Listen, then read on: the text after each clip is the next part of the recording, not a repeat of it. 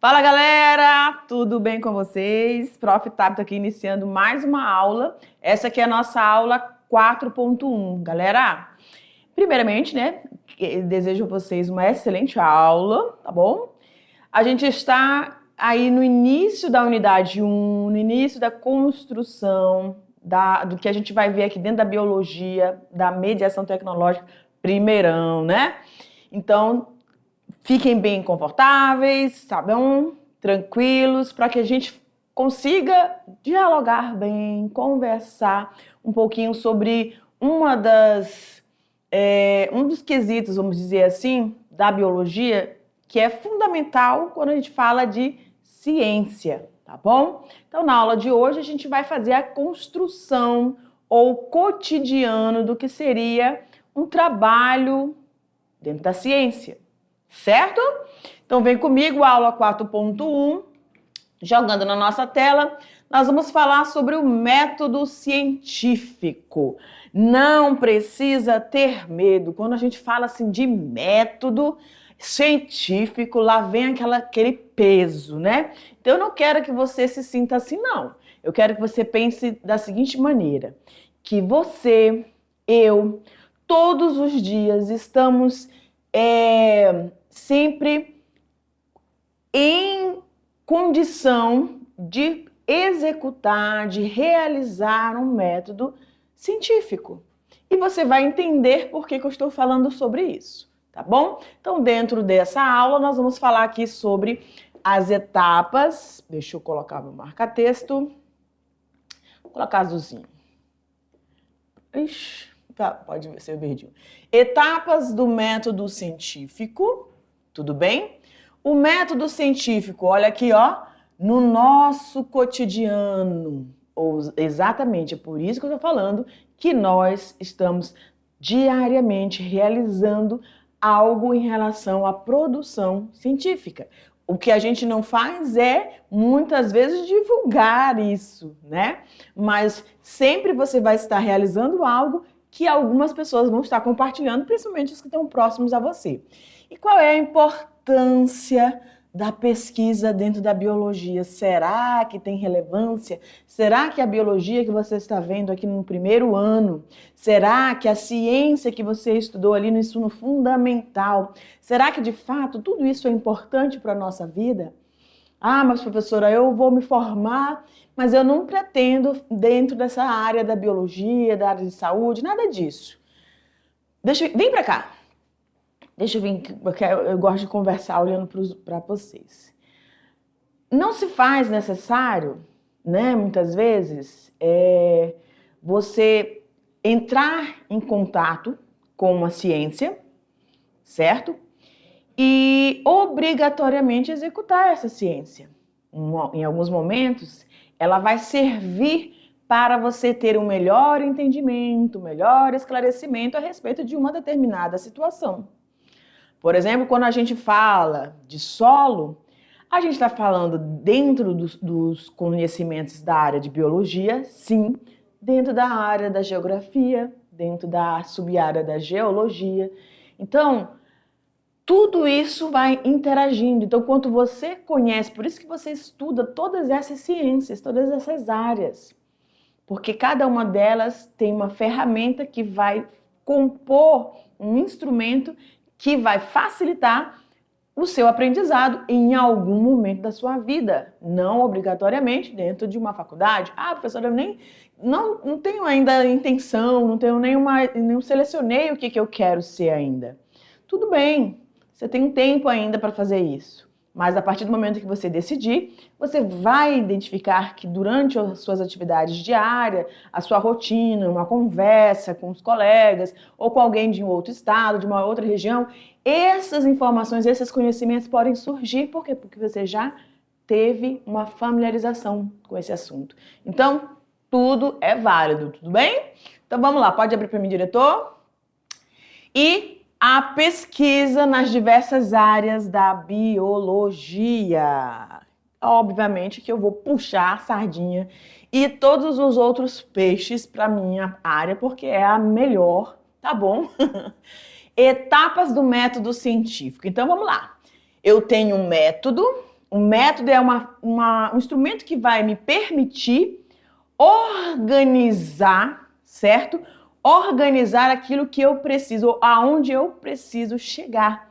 Então, eu vou obedecer certos princípios para que eu tenha algo organizado. Quando a gente fala assim, método científico é porque tem uma organização.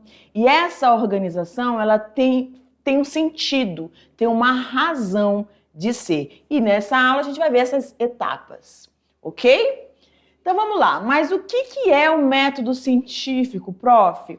Por que quando a gente fala em ciência, olha aqui para mim, quando a gente fala em ciência, aí lá vem a pessoa com aquela na mente, né? Aquela pessoa de jaleco, branco, né? Com os cabelos arrepiados, olhos de graus bem, né, acentuado, aquele laboratório, aquilo tudo pequeno, minucioso, é só isso?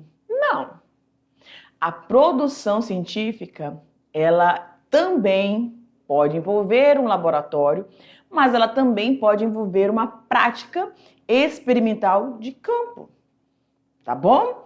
Então, tudo isso, seja dentro de um laboratório ou dentro fazendo um experimento em campo, que na verdade eles vão se complementar, certo? Você vai estar obedecendo a um rigor metodológico.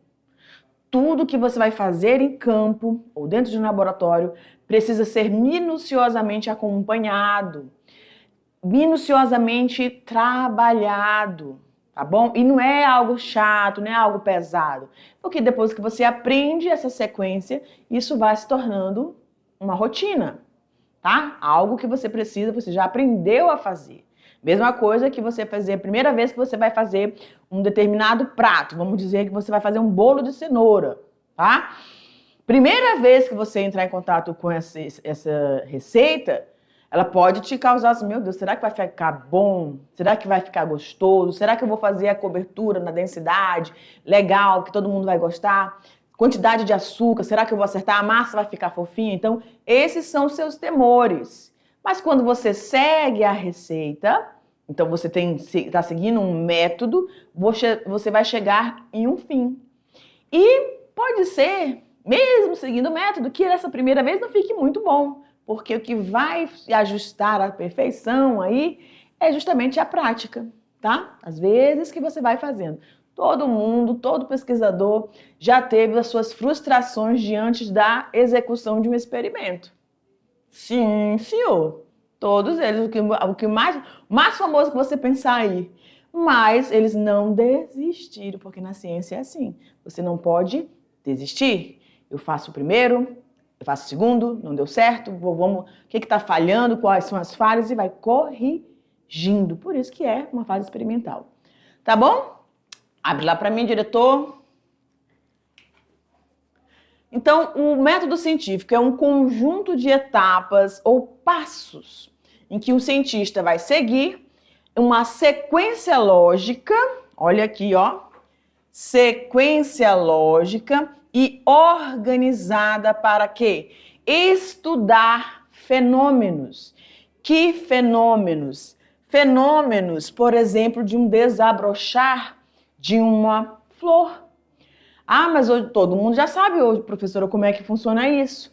Só que quando a gente, por exemplo, fala da cultura do maracujá, ele tem um horário, né? Os botões florais, eles têm um horário, tem um período para que eles consigam ter os agentes polinizadores.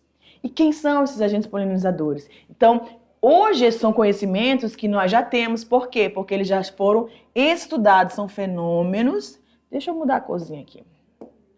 São fenômenos que já foram estudados e trabalhados, certo?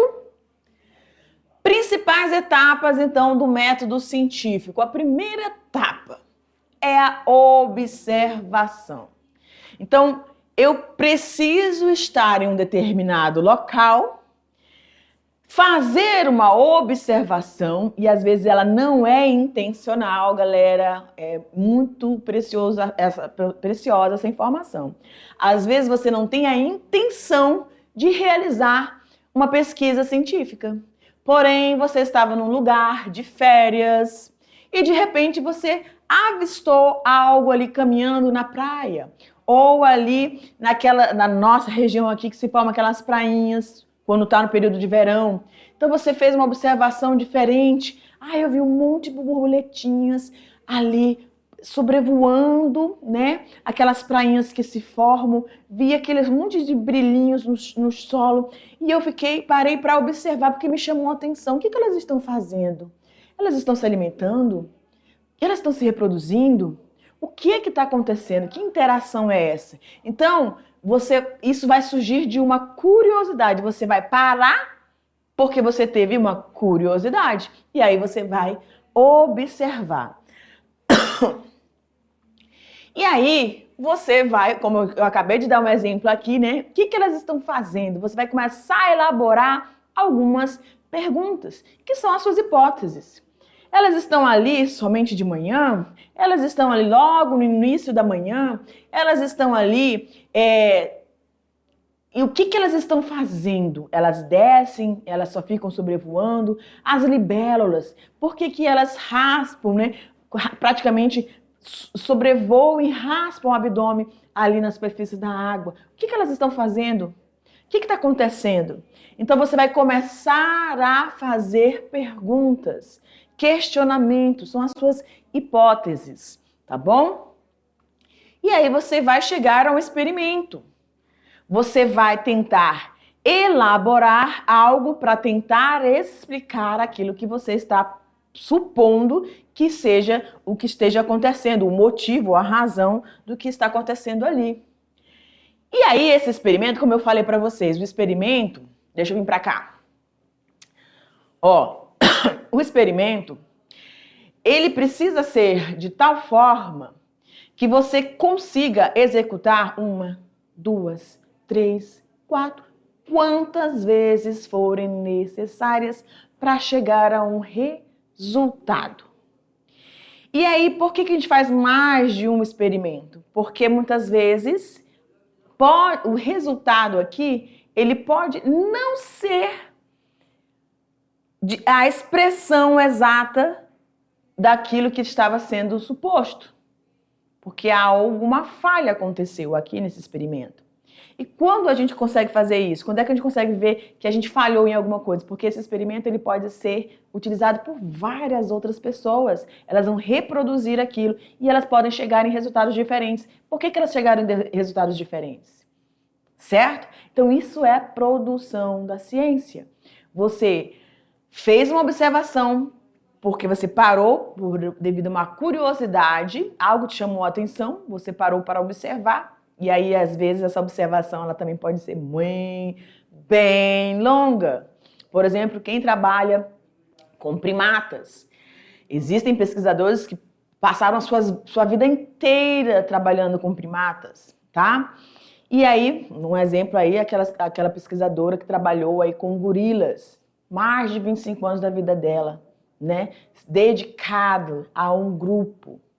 E ela realmente tem nome, né, quando se fala dessa espécie. E, por exemplo, quando você trabalha com o guariba, né, a gente chama de bugio, que faz aquele barulho bem logo no início da manhã. Esses animais, eles saem cedo e passam horas numa mesma árvore, se alimentando de quê? Folhas, né? Então, para estudar o comportamento desses animais, você vai ter que demandar tempo para observá-los. Principalmente eu estou falando aqui de comportamento animal, né? Que existem vários outros tipos. Quem trabalha com limnologia, analisando a qualidade, a densidade, as qualidades físico-químicas da água. Então, galera, é um universo de coisas que você tem para estudar. O que você precisa? Ter dedicação naquilo que você quer fazer. E demandar tempo para essa observação. E anotar para que você chegue as suas hipóteses, né? E aí a gente estava falando aqui do experimento. Então esse experimento ele tem que ser bem trabalhado, bem descrito, o que você fez, quanto tempo você fez, quais foram as etapas dentro desse experimento, de que instrumentos você demandou ali para poder chegar aqui num resultado, tá bom? E novamente falando, todos esses dados experimentais, eles precisam ser bem descritos porque eles precisam ser executados por todos os outros. Quando você faz uma receita, você segue um método científico ali e que pode ser seguido por várias outras pessoas em qualquer lugar do planeta.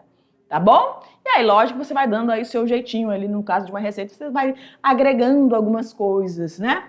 Para chegar a um resultado. E, obviamente, quando você agrega, você vai chegar num resultado diferente. Pode ser mais gostoso o seu bolo de cenoura, né?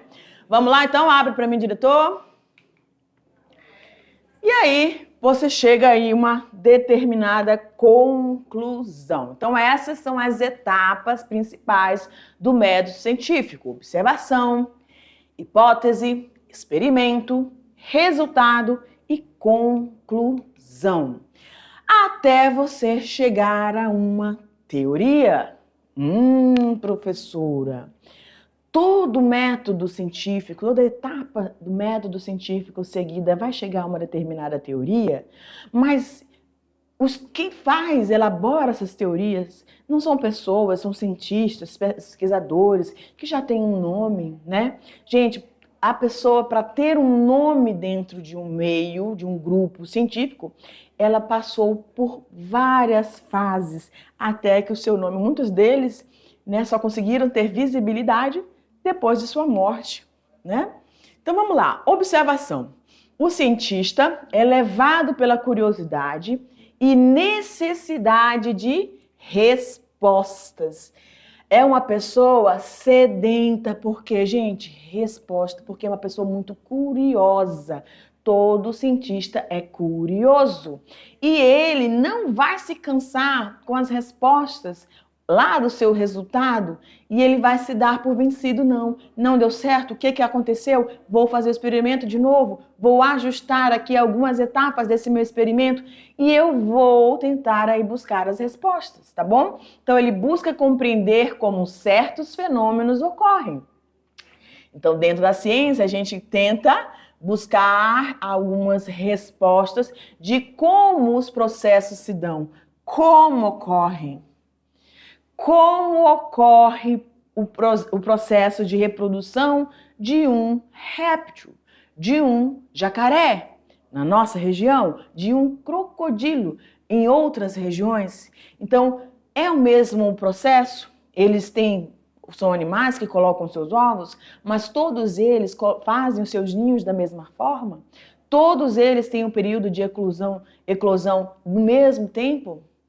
Então, tudo isso chama a curiosidade, você vai fazer uma observação e vai seguir essas etapas e vai chegar a algumas respostas, tudo bem?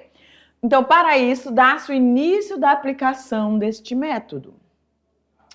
A partir, então, galera, dessa observação, que pode ser a olho nu ou você utilizando um instrumento, por exemplo, como um microscópio.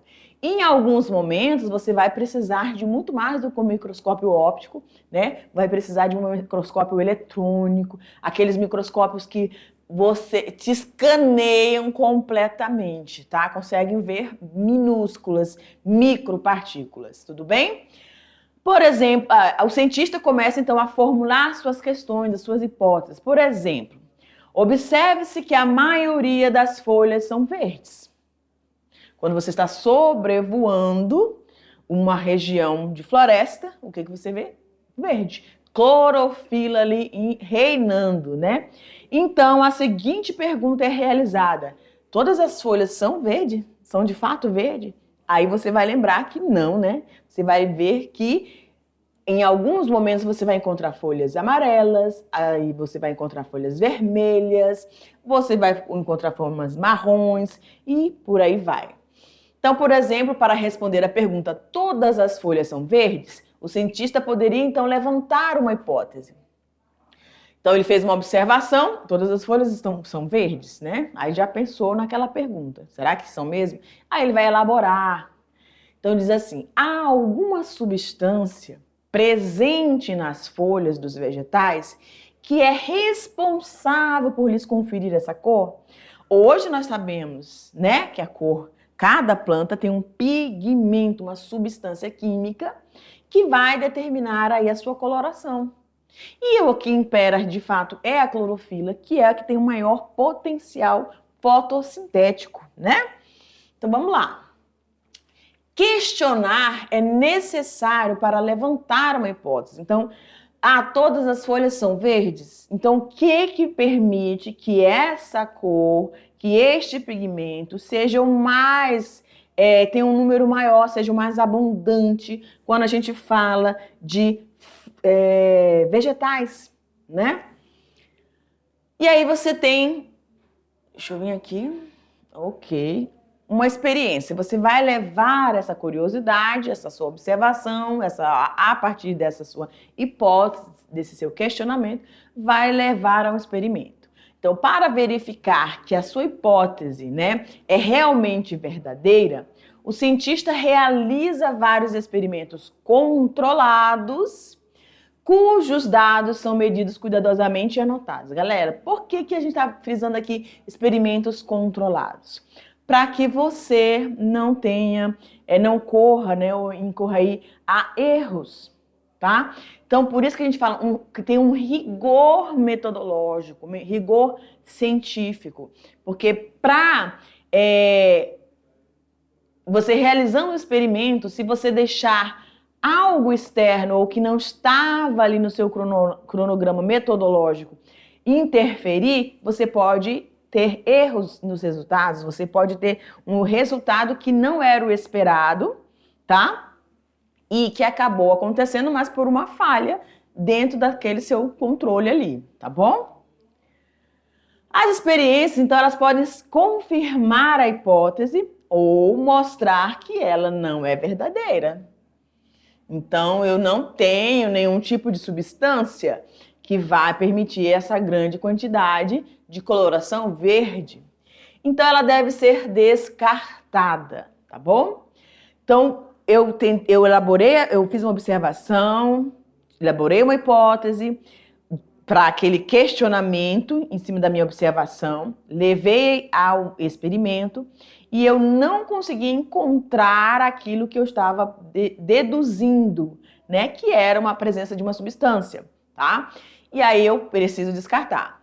Assim, outra hipótese poderá ser levantada. E aí você vai para cada um desses questionamentos elaborar um experimento para tentar responder a sua pergunta, ao seu questionamento. Por isso que a gente estava falando, a gente vai repetir esses experimentos por mais de uma vez para tentar chegar à sua resposta, tá bom? Se a pessoa não for curiosa, ela vai chegar aqui, descartar e pronto, acabou. A minha pergunta não foi muito bem elaborada. Não se trata disso, se trata de buscar e compreender como esse fenômeno. A sua dedução ou a sua hipótese pode não ter sido o melhor questionamento, porque você ainda está no processo de buscar a resposta de como esse processo ou como esse fenômeno se dá. Então, assim, outra hipótese pode ser levantada e outros experimentos serão realizados. Resultados e conclusão. Depois de analisar cuidadosamente os seus resultados dos experimentos, o cientista tira algumas conclusões. Se comprovar que determinado fenômeno repete-se, olha que legal, galera, preste atenção nisso aqui. Preste atenção. Deixa eu vir pra cá. Eita, pau, o tempo tá correndo rápido, hein, diretor? Misericórdia. Bem rapidinho aqui pra mim. Vou tentar ser rápida. Você fez a sua hipótese, fez o experimento, não chegou ao resultado. Aí você vai elaborar uma outra hipótese e vai fazer o experimento. E isso pode acontecer várias vezes. Quando você vê que o seu resultado ele está ocorrendo da mesma forma, baseado na sua hipótese, por várias vezes, o mesmo experimento está se repetindo, está ocorrendo o mesmo resultado, isso quer dizer que você chegou, né? Você conseguiu chegar a um alinhamento entre observação, hipótese, experimento e resultados. E aí vai chegar a sua conclusão. Tudo bem? Então, aí nesse momento você chegou, depois dessas repetidas experiências, você vai formular então a sua teoria. Então eu digo que a coloração verde é predominante, esse pigmento verde é predominante devido ao que foi que eu descobri no experimento? Que é devido a um pigmento chamado clorofila, que permite aos seres autotróficos realizar o processo fotossintético, que vai liberar para o nosso ambiente glicose e gás oxigênio. Entendeu? Então, você construiu aí várias outras situações, né? Pode abrir para mim, diretor? Vamos correndo. Então, essa teoria explica não só, olha aí, ó, não só a questão levantada no início, né? Mas também todas as que surgiram durante as experiências e até mesmo prever possíveis situações relacionadas. Então, a partir do momento que você realizou vários, e aí você repetiu e eles estão dando o mesmo resultado, você elabora a sua teoria, e aí ela vai ser uma verdade até que se prove o contrário, galera. Exatamente. Até que se prove o contrário, porque a ciência está sempre evoluindo, tá? Aqui nós temos um grande cientista, tá? Também teve suas falhas, seus erros, suas correções nos seus experimentos. É o Mendel, Gregor Mendel. Ele observou características hereditárias. Gente, ele estudou algo em que, na época dele, nem se falava, não se tinha conhecimento de genes, de genética. Mas o cara era um observador muito bom. Então, ele descreveu o cruzamento entre ervilhas e enunciou a sua descoberta nos experimentos. E elaborou o quê? Uma teoria. O cara era corajoso, tá? E ele fazia isso comprovadamente, matematicamente. Ele era crânio.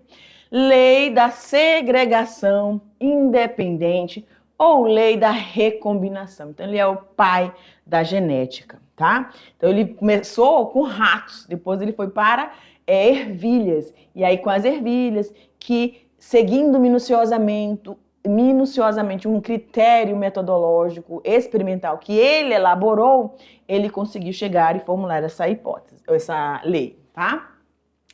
A pesquisa, ou levantamento bibliográfico, é um importante estágio na elaboração do quadro inicial, porque através do levantamento você vai sistematizar o que tem acerca desse problema, daquilo que você está pesquisando. Tá? Então, quando eu tenho uma determinada curiosidade, uma pergunta, eu vou pesquisar se em alguma parte do planeta Terra alguém mais também já começou ou iniciou algo a respeito daquilo. Pode não ser diretamente aquilo que eu estou pesquisando, mas ele já comentou algo que pode me dar aí a luz ou esclarecimentos para aquilo que eu vou ter de resultados. Então, vou ter também uma organização desses fatos que já foram verificados, apresentar aí as teorias e os conceitos que vão ajudar a explicar. Então, pode ser que dentro dessa minha curiosidade, dentro das minhas hipóteses que eu elaborei para a minha pergunta ali,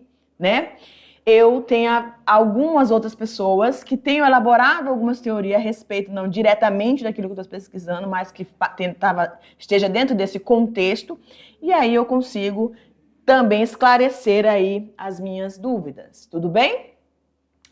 O método científico agora no cotidiano, vamos lá, que eu estava falando para vocês. Tem o rigor científico? Tem, mas no nosso dia a dia a gente também faz ciência? Claro que faz, gente. Qualquer pessoa que tente resolver um problema pode realizar observações e usar um método científico. Lembram lá? Você observou, elaborou um questionamento, a sua hipótese, conduziu isso dentro de um experimento, chegou a um resultado e aí você vai ter, uma conclusão. A importância, então, da pesquisa dentro da biologia. Galera, deixa eu voltar aqui só um pouquinho. Então, quando a gente falar de método científico no nosso cotidiano, são todas as vezes que você vai tentar responder algumas perguntas a partir de um determinado problema. Professora, você falou lá no início da aula sobre a utilização de um laboratório, né? Quando a gente pensa em método científico, a gente lembra de um laboratório. Ou a senhora falou também que pode ter uma pesquisa de campo, beleza? Aí quando a gente fala de pesquisa de campo, a gente pensa dentro da floresta, né? Lá no meio do mato. Mas dentro da sala de aula eu posso produzir ciência? É óbvio que sim. É óbvio que sim. Então, dentro da sua sala, você pode ter aí um determinado problema que pode ser por vários fatores, e aí você pode elencar a origem desse problema e as razões desse possível, né, embate aí que esteja acontecendo. E isso tudo é um método científico. Você observou, vai organizar, padronizar, fazer perguntas: por que essa turma está com esse problema? Da onde surgiu esse problema? Qual é a origem dele? Por quê? Né? Que grupos está afetando? Quais são as consequências disso? Então, tudo isso vai obedecer a um rigor metodológico e você vai realizar experimentos. Esses experimentos podem ser os debates, as conversas, né? Mesas, como é que fala? Esqueci o nome agora.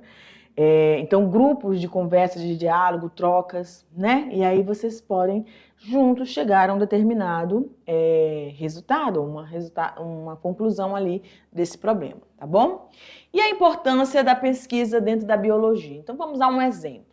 Em um laboratório farmacêutico, desenvolveu-se uma droga para o tratamento de vermes intestinais em cães, que garantem sua eficácia em 70% dos casos. Outro laboratório concorrente alega que ela não surte efeito algum. Então, eles desenvolveram, né, uma droga, ou seja, uma medicação, em que fazia o controle aí, eficazmente, de 70% dos parasitas intestinais ali de alguns cães. Mas a outra empresa, a outra farmácia disse que não, o outro laboratório disse que não tem efeito algum. Então, vamos realizar um experimento controlado para descobrir se essa droga é de fato eficaz ou não. Inicialmente, separamos os dois grupos, tá? Separamos os dois grupos de cães parasitados que devem pertencer. Presta atenção, para você fazer uma aplicação, você tem que ter a descrição exatamente do que você está fazendo, tá? Então, eles têm que ter a mesma raça, ter aproximadamente a mesma idade e não apresentar outras doenças associadas. Tem que ser aquele parasita, aquela doença, tá bom? Porque o remédio foi eficaz para aquele determinado parasita. O grupo experimental recebe a droga na dose adequada. Aos animais do grupo controle é dado um medicamento sem efeito algum, né? Denominado de placebo. Tal procedimento é necessário para evitar a crítica de que a doença está sendo tratada não pela droga, mas apenas pelo fato de os cães estarem recebendo algo estranho. Depois de efetuar o tratamento, então, podemos dizer se a taxa de cura entre os animais do grupo experimental que receberam o novo medicamento foi maior do que entre o grupo controle, que recebeu aí algo placebo, que não tinha essa eficiência, né? Efeito placebo, então, galera, é a melhora que os doentes podem apresentar causada apenas pelo fato de receberem certa medicação, ou seja, eles, no caso de cães aqui, eles não têm essa consciência, né? Mas, enfim, aí eles vão melhorar por um determinado processo. Pesquisa nas diversas áreas da biologia. Bora que o meu tempo tá esgotou. Eita. Exemplo de pesquisas nas diversas áreas dentro da biologia. Galera, a gente tem aí pesquisas de células-troncos, transgênicos, vacinas, medicamentos, contaminação ambiental.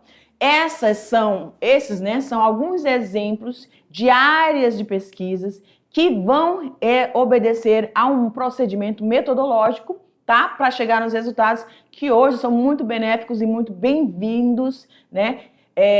dentro da medicina, da cura, né, de algumas doenças ou melhora, aperfeiçoamento da área industrial, farmacêutica, de cosmético, enfim. E isso é a produção científica. Então a gente vai terminando aqui, a gente se encontra numa próxima aula. Beijo grande. Tchau, tchau!